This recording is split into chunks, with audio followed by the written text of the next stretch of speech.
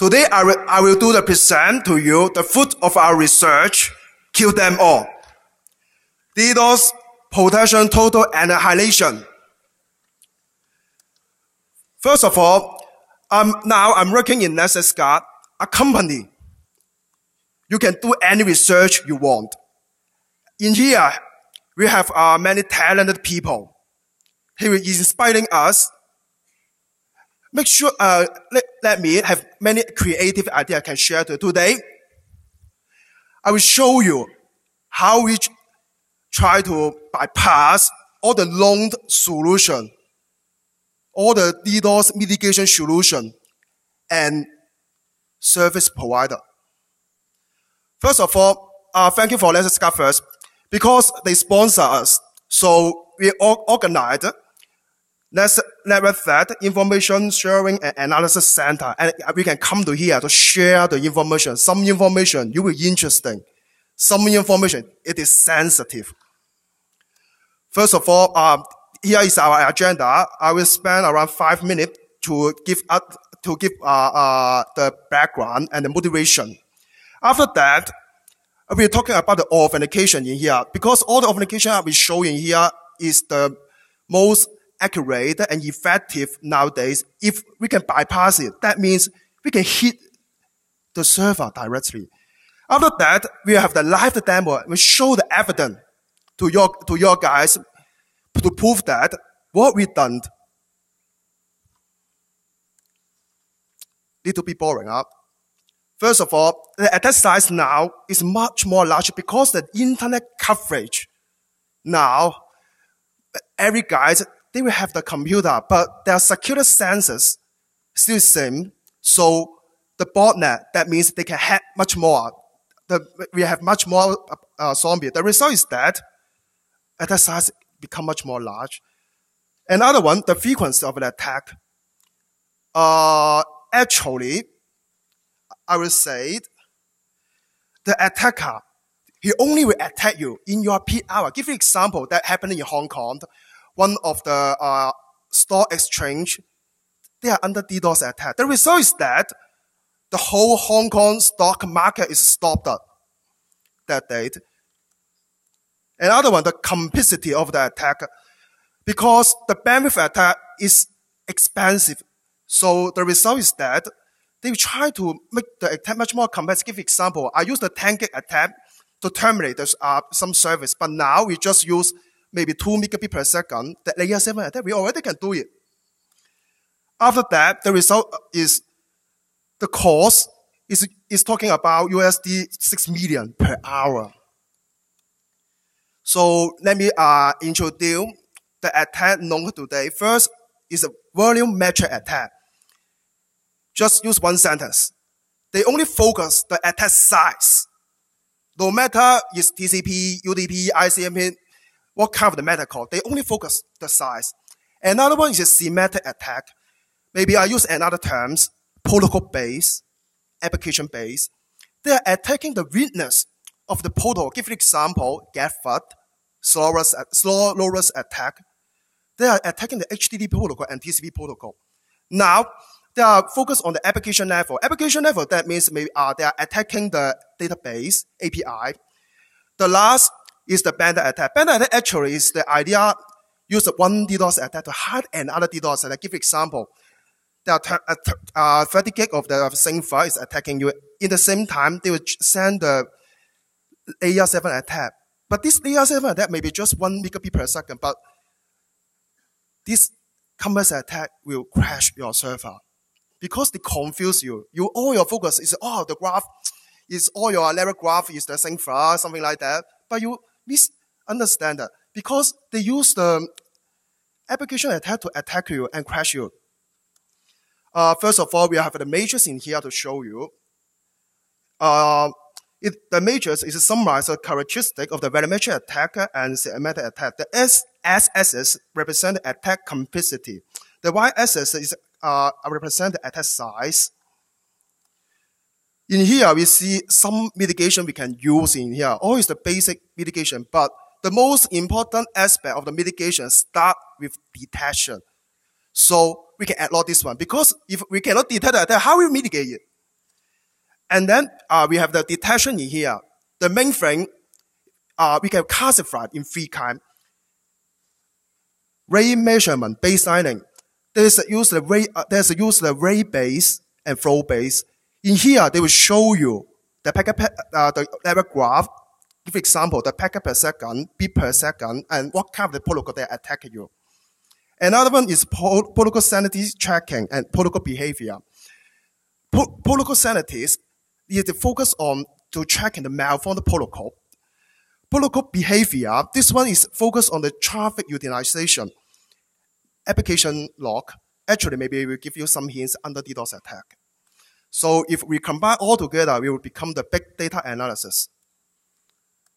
So this is our tools, kill them all. Actually, we have the 3 sessions. I will show you how we attack to bypass all the detection I showed you before. First of all, I will focus on the TCP option and HTTP option. At last, we're talking about the authentication bypass.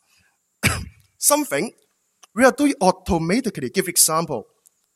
We can we have the traffic pattern simulation, just like the traffic behind the policy. I will explain detail in the later. Another one, we have the HTTP header simulation. So the result is that the attack traffic is same as the normal traffic. If you drop the attack traffic, that means you drop the normal traffic.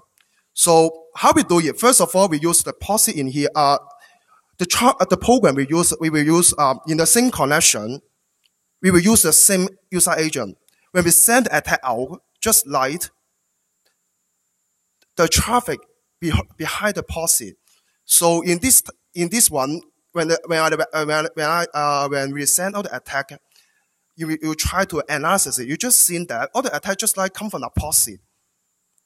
This one can empower the attack.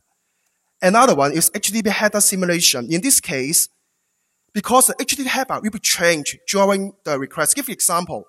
The first request we send to get a web page in the HTTP is access sing/sing. That means we didn't know what we need to take. After that, the server replied to you. So with second request, we will show you just in here. Access image GIF, image JPEG, image something. So in our tools, we automatically to do this one, just like the real traffic. Because the given now, all is the same, the pattern. Our pattern will change as same as the normal traffic. After that, we will focus on the TCP option and power. First of all, the TCP option design is against to the detection. And then we try to empower the attack power up. At last, we will use a query string. Let me show you. Is one of the example how we use the TCP option against the detection. In here, we can fully control every TCP state. This one is an example of a slow loris attack. In here, you will see that after three-way handshake, we can hold it. After a period of time, we send the first push ad. Why we do this one? Because we can, after we hold a connection, that means we can know the limitation, the parameter, the detection they set it. After we send the first push ad, the ad is replied, we also will hold it again. Because this one, just how we extend the TCP established status. Because if we try to extend this one, the attack power will be much more strong. Because, how to say this one? It is because if all the active connection is spend much more resources.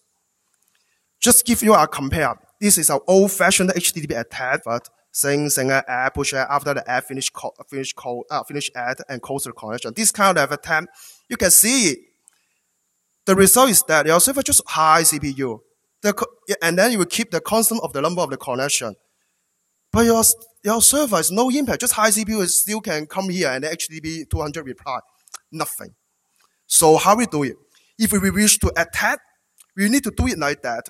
First of all, with three-way handshake, push ad the first request. After that, don't close the connection. We keep send the push ad. I mean the HTTP request.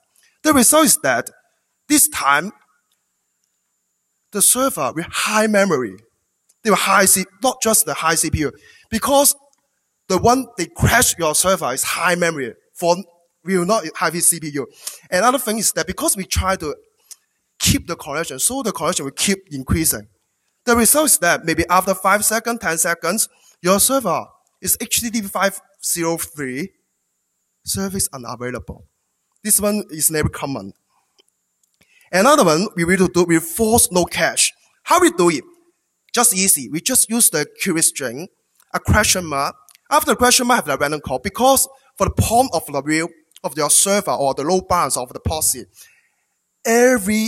this kind of the query string, they will think that it's a new request, so they will not cache you and then let you bypass. The result is that, just the example I show you, I try to download a large PDF and then use the query string. The result is that your bandwidth will use up.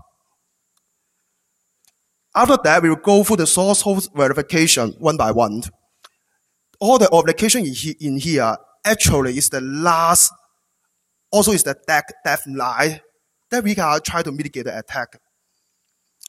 First, I'll show you the TCP sync authentication, the TCP reset. That one, they authenticate based on the favorite handshake, the TCP layer. First, we send the sync. He will not let you pass. He will intercept you. After that, we reply the sync add. He will reset to you. This one is the mitigation device. We try to active close you. Reset is different to finish add. Reset, that means I think that the connection have problem, I will terminate it. After that, when we retry the sync, we will pass it. So that is the TCP sync. Another one I want to show is TCP out of sync. This one, they will need to be tricky. When I send a sync, he will reply the sync add. The sequence number is wrong. What will happen if the sequence number is wrong? This time, the client will reset the connection. After that, if he see you, the source IP is same, you come again, he will think that, oh, you're the real IP, and then he will let you pass. So what is the difference between the TCP reset and TCP out of sync? Actually, when we handle the DDoS attack or the sync fuck, what really happened? We send the sync add, and then we will send the reset because we use the spoof IP. What's mean by the spoof IP? That means you will not add, you only send one sync in this case. So the result is same. But why they decide like that? Because the efficiency handle a real user is totally different. Give you an example. The TCP reset, if you add all the packet together, just mention total length is different to the packet length, packet size, because the header length always is 20, so we will not count in here. You will see that the TCP reset is 180 byte, and TCP out of sync we just use the bandwidth around 140. So in here we will find that the TCP out of sync seems is better. Is it really better? I will show you another one. Actually, we can bypass easily use the spoof IP. I use the spoof IP can bypass the TCP sync authentication. In this case, we try to use the same source IP send the sync. When no matter he reply the sync or not, we just send the reset again. And then we send the sync again. Use this kind of the methodology. 33% of the attack can bypass it. I mean the spoof sync can bypass the TCP sync authentication. But actually, the traditional sync they are 40 bytes. They're missing something. Maybe you are not hard to find some news to show you, I can mitigate 100 gig attack. I can mitigate 200 gig attack, something like that. Because they haven't shown you this, some secret. Because if the TCP sync is 40 byte, we can drop it by the ISP directly. Actually, TCP will not 40 byte because according to the RFC decide, the TCP sync, he will left the the TCP option because the first sync, he will try to let you know give example, the maximum segment size. He will tell you how many segments I can use it. So when we try to simulate as real sync traffic again, I will suggest In the IP layer, please randomize the TTL because the attack now all is 255. It's boring. You just see the strict line. Oh, this is attack. I dropped by the TTL. Another one, please randomize your window size. Window size just will tell you what is your OS. Give example, maybe Windows 5535, something like that. This one it also need to spoof. Give example, maybe I spoof the Windows XP, Windows MT, or Windows 8, Windows 7, something like that. And then we need to add the correct option. Because if we add this one, the ISP cannot drop it easily this time. So another authentication I wish to show is HTTP redirect authentication. In this one, we will focus on the layer 7. When the first GET we send, it will redirect a path. If your client can redirect back, he will redirect you back the first path you wanted to go. The result is that you can pass it. So what is the key to bypass HTTP redirect? First of all, we need to find out detect the HTTP 302. Because when you capture this one, that means they have the HTTP redirect. You need to do something. The second thing is you need to, in the same time, you need to make sure they have a location, http://a.c.com. So if we find the 302 and location, that means they have HTTP redirect. In this time, you just load the script until they come back HTTP 200, that means bypassed. So easy. Because just a simple program like wget curl also can do it. So we enhance it with HTTP cookies in this time. This time, not just redirect, we add the cookies. If the client, he can add the cookie and reply it back. He will redirect you back to the page you want to go. The result is that this time you can pass it and whitelist you. So what is the key to bypass the cookies? First of all, we need to detect set cookies. The keyword is if they have the set cookies, that means they have offend code. You just you need to copy it. Another thing you need to make sure is the expire. Because the expire, it is the sense to tell you how to set the re-authentication. Because now the authentication, he will use time-based or traffic-based. Give an example. Maybe you authenticate it. After 5 minutes, you need to authenticate again. So this time, we told you the threshold you need to set.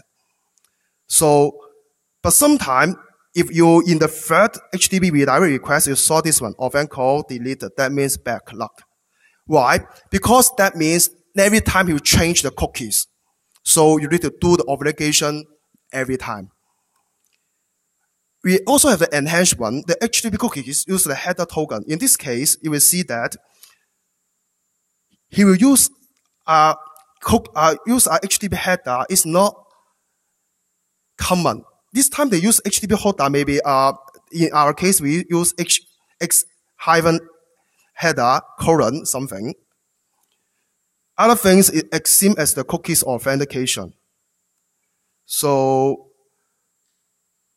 but this one have the problem, the policy dependency behavior. Why we have this problem? Because if you wanted to develop the header token, that means you need to use the API, address, and XHR tool.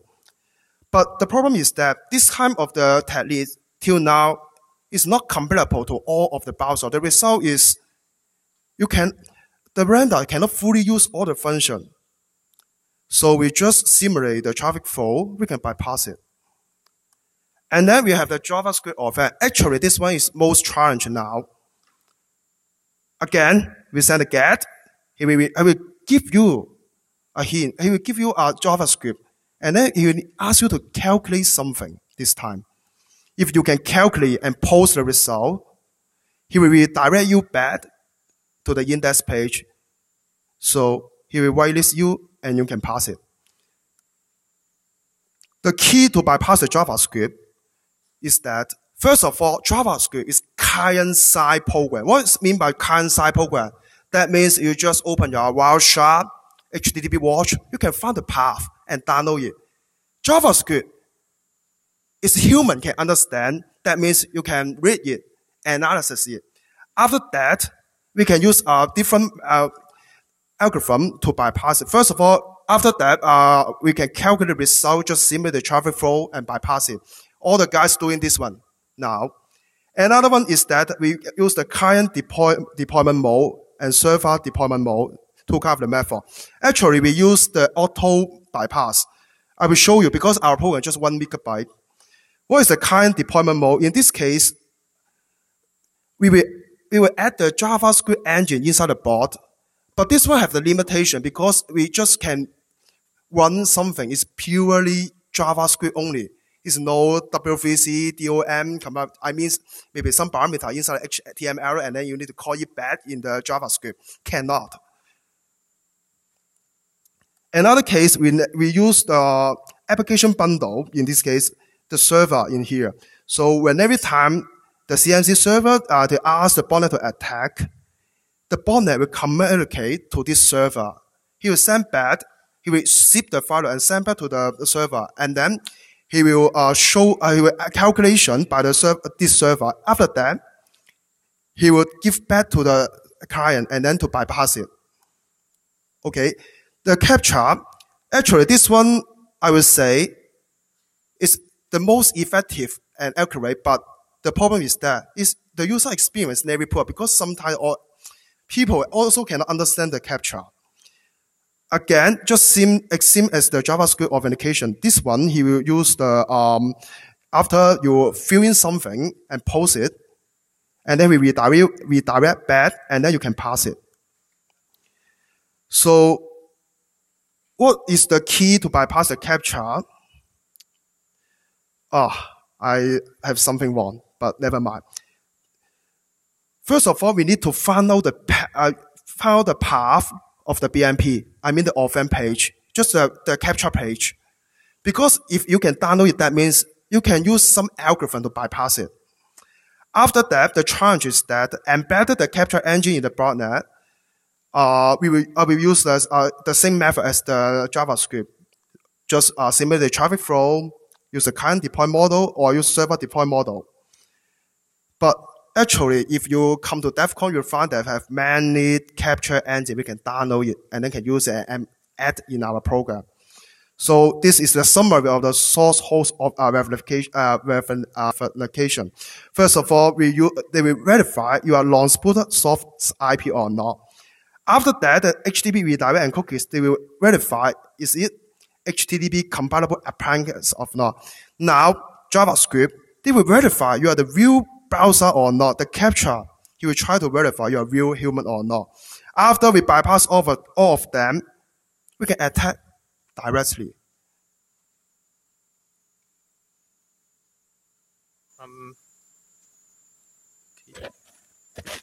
So Tony bring out a very important point that in today's detection and mitigation techniques, we have to rely on the source host verification. And once we can bypass these verification, we can get to the back end directly, and the attack are all to the back end. So our proof of concept tool is trying to bypass this authentication. First, we try 3 times because the first time expected TCP sync authentication, it will fail because it will reset you or it will send a wrong sequence number to let you reset. So the second authentication, we suppose it will success. And the third authentication, we are just for sure make sure it is correctly put our IP into the whitelist, for example. And also to make the attack or the authentication more like a real user, we will have a true TCP/IP behavior handled by the operating system TCP/IP stack directly. And also from the POC tool, especially the cookie authentication, the HTTP cookie will be carried on the following attack packets.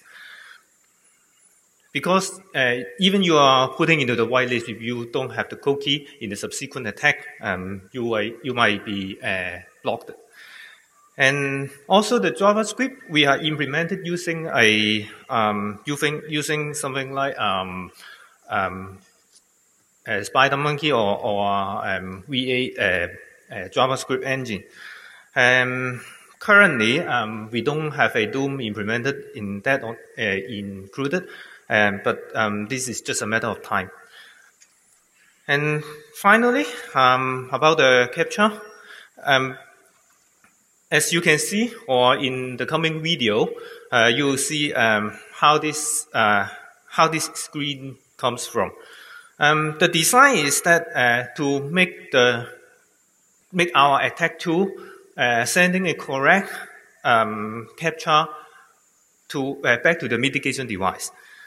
The design is that we first convert the color image to a black and white and maximize the contrast, and then apply the median filter to filter out the noise, and then segment the word into individual characters and find out the boundary of each of the character.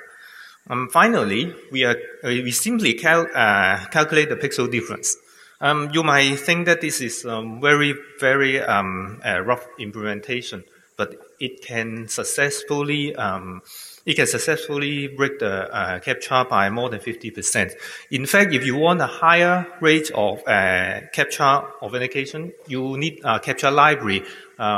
I think Defcon presented a lot on this, no matter in this year and the past years.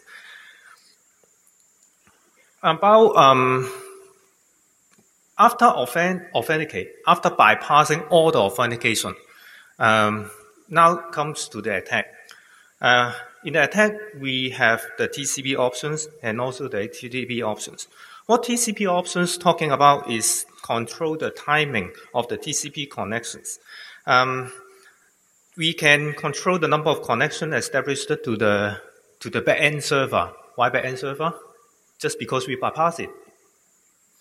And we can hold the connection for a certain of time. This, as Tony mentioned, this benefits for the slowest attack.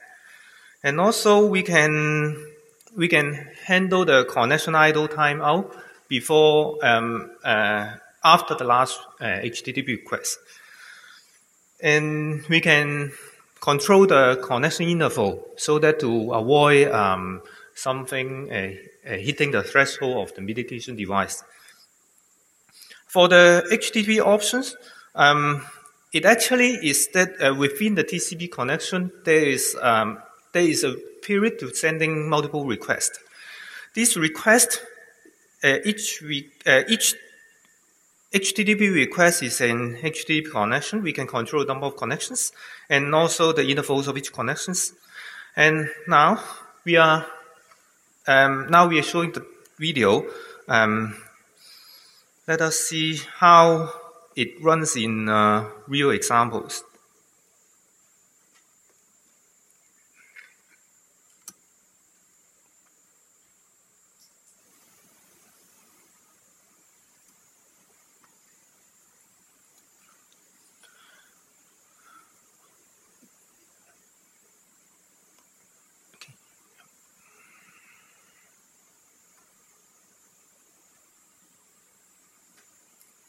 First of all, we look at HTTP redirect. That means you can see in the left part of the user interface, the first checkbox.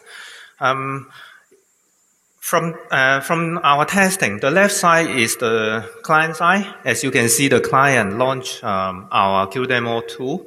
And the right side is the server side. As you can see, the web server log. On both sides, we have a packet capture. Wireshark is capturing the packets. When we start launching the attack, and you can see this is the authentication. This is the authentication part. You can see because the first time it this one returned a free return a 302, so it redirect. It is a redirect authentication. So, and you see subsequent 200 OK for 3 times because, as I said, we're doing the authentication for 3 times for sure. Now, let's see what next. After authentication, you can see from the parameters, we hold a few seconds and then send 4 requests. This is the first one. You can see from the query string, started with E, and then the second one started with N, etc. And the 4 requests are all going to the back end, as you can see, both from the server side, Wireshark, and both the server web server log. Next, we are going to the HTTP cookie authentication. For the same setting, the testing environment, you can also see the redirection because it requires you to send back the cookie. And also, you can see 4 different requests going to the back end. Yes, in the testing environment, we use 4. But in a botnet environment, I don't think in your server you will receive 4, too little, because you will have so many bots. Let us pick a attack, and one of the attack HTTP requests. You can see, as I said before, the authentication cookie is carried to the attack. There is a cookie field in this attack packet.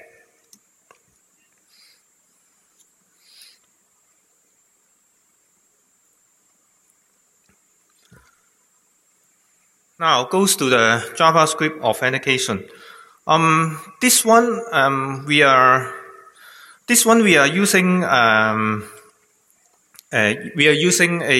CDN to test. As you can see, the JavaScript is quite sophisticated. It holds your authentication for some time, and then it also has a cookie embedded in it. And from the right side, you can see the server side. You can see the 4 attacks.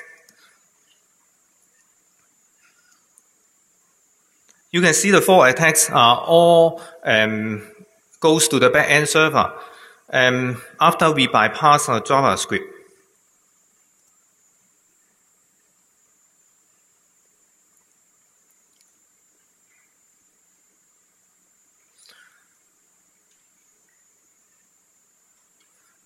Let us take a look at this one. And as you can see, even if this is JavaScript, it also has a cookie field there.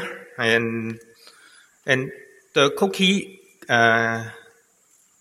clearance means that we are successfully bypassing the JavaScript.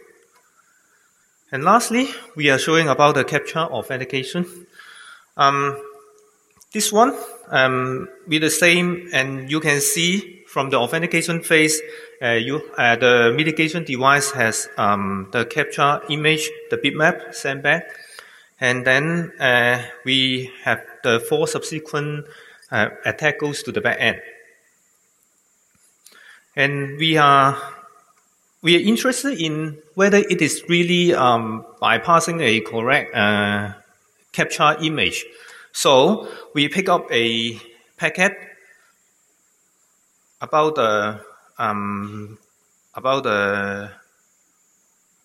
after we recognize the bitmap and send it out, and you can see this is a WMGK which match the original bitmap.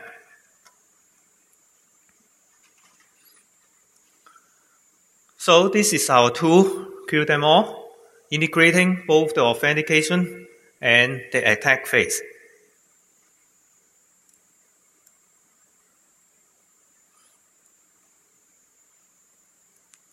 As you can see from the video, our tools simulate the true TCP/IP behavior through the OS TCP/IP stack, and we have a believable HTTP header so that no matter it is a mitigation device or a cloud CDN environment, it believes our HTTP headers are true. And also we have embedded JavaScript engine so that it will not, it is not bulky, it is lightweighted. And also we have our OCaptcha solving capability. And to maximize the successful rate, we randomize the payload, including HTTP headers such as user agents, and also tunable post-authentication, timing, and traffic models. In conclusion, all these settings making it indistinguishable from human. How indistinguishable it is? You can see. We get from our testing, the date of our testing, you can see from the slide. We try for, this is the CDN, we tried for 11 times, each time we have 4 requests. So you can see 44 requests. And from what the CDN portal, we can see that all are regular traffic. No bots, no threats. 44 is a small number. In real life, you will receive 44 million. So, it comes testing environment. For the device, that means for the four authentication, some are doing on the device, some are doing on the CDN.